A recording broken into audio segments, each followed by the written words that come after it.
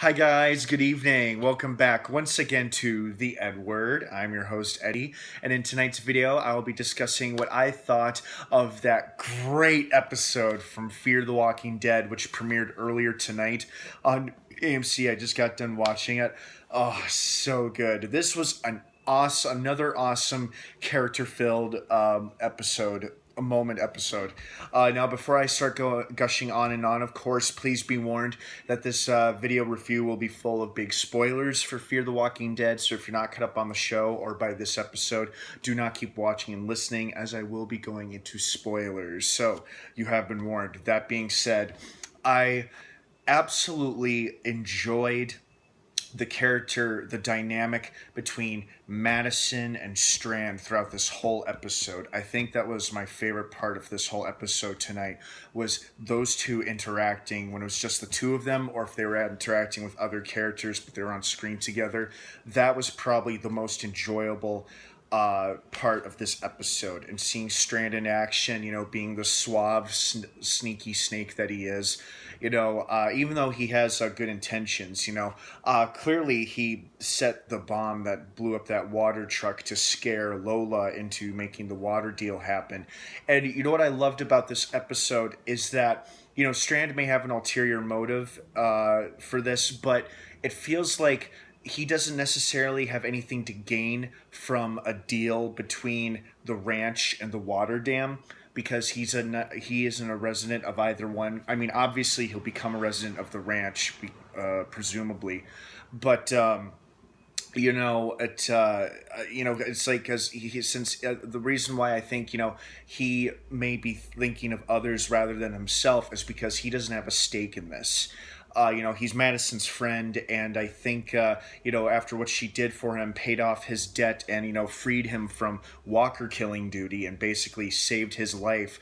Maybe this things will turn over for Strand. Like, maybe he won't be the selfish, self-serving, suave guy that we've known him to be since season 1. And it's not that he's evil, and by no means is he an evil, uncaring bastard.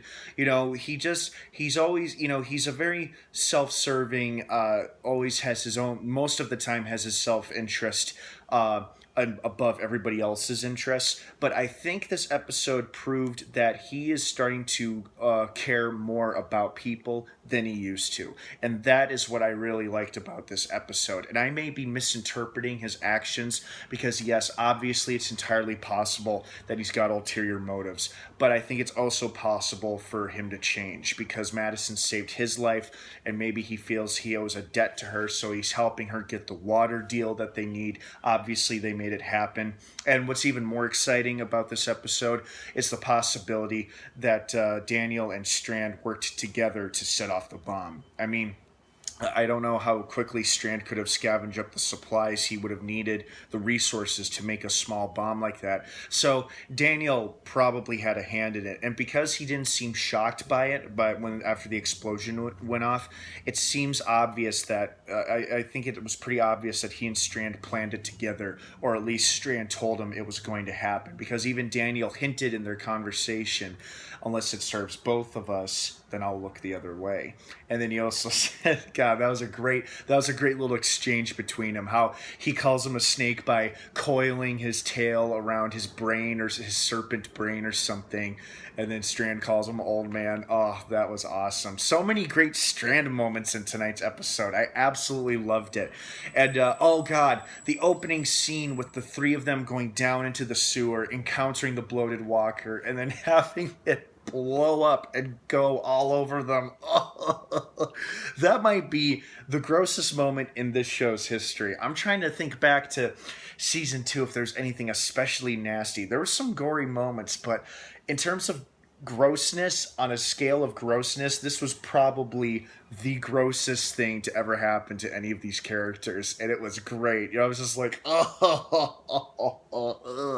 was nasty but awesome. It was nasty but awesome, as are many moments on this show and its main series, The Walking Dead. But no, this was great. And this episode, I think a couple of relationship dynamics changed between Strand and Daniel, between Daniel and Madison, between Daniel and Lola, and then possibly between Daniel and Ephraim, because they have different ways of wanting to give water to the people. You know, where Ephraim seems to think they should just set the water loose and let everybody have it, but then Strand and Daniel both pointed it out, well, it would evaporate and dry up, and then we'd back to square one, where, you know, Lola has this seems to has this terrible way of managing water distribution, with Daniel trying to guide her and trying to live up to his promise of keeping her safe. And you can tell, and I was surprised that he wasn't rushing off to see Ophelia right away. He seemed happy with the fact that she was indeed alive, but it's also like what Madison said, are you afraid to confront her? Are you afraid to see your own daughter, basically? And that seems entirely likely, you know, but it sounds like Lola wants Ophelia there for the first trade because maybe she wants to see Daniel's reaction, perhaps as a test to see whether or not his loyalty lies with her or with his daughter. So we'll see. But yeah, this episode definitely changed some character relationships and dynamics, some for the better, some for the worse. You know, I think things will quickly patch up, hopefully, between Walker and Madison, because he was pretty pissed off this whole episode about how he felt like everything was falling apart and Madison wasn't living up to her word. But obviously, with that smile on his face, and when Madison and Strand smiling, sitting there in the water truck, obviously, I think this will be a step forward in patching things between Walker and Madison. And once she explains the deal to him, I'm sure he'll agree.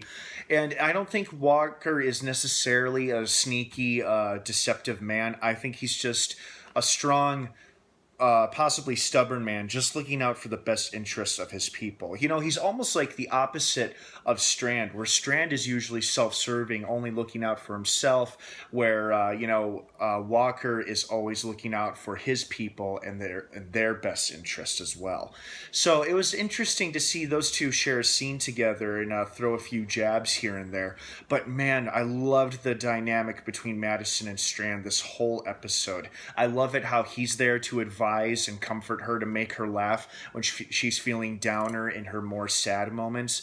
God, that was enjoyable. I mean, these two actors, Coleman Domingo and Kim Dickens, do an outstanding job in this series, and I always enjoy it when they're on screen together. They're such great characters and good allies, and it really made the whole show for me in tonight's episode. So what did you guys think of tonight's episode?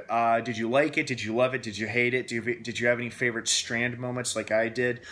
Please feel free to sound off down below in the comments section. I'd love to hear from everybody. You guys have been doing awesome, by the way, lately, leaving your comments and your feedback down below. I absolutely love it, and I will continue to encourage it, because you guys are doing exactly what I hope you are doing, and just keep up the good work.